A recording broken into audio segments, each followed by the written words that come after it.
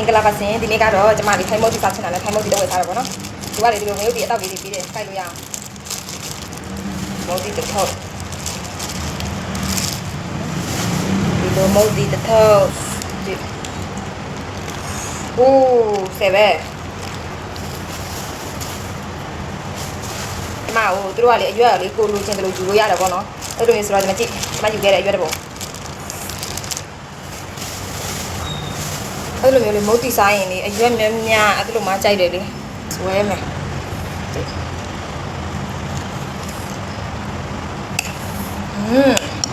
မုတ်တီကိုမှကျမလေမျိုးတီကျမလည်းနည်းနည်းထည့်မယ်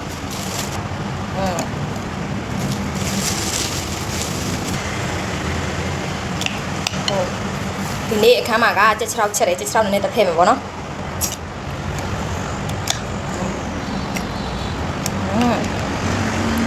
ดูอะไรดูเชฟปลาเย่เจ๊ชะเราดีเย่ไม่รู้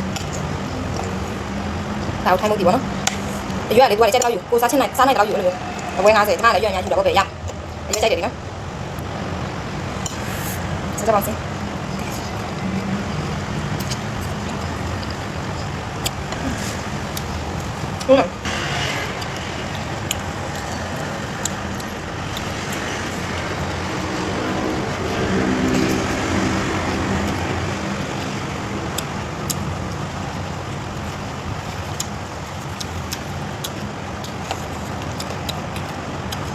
不知道你谁吧？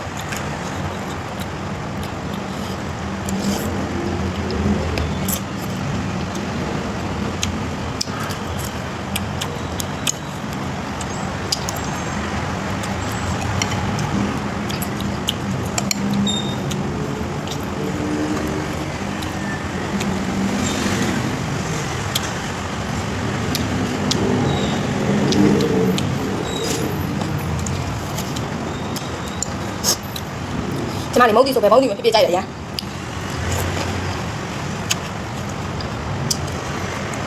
ော်တော်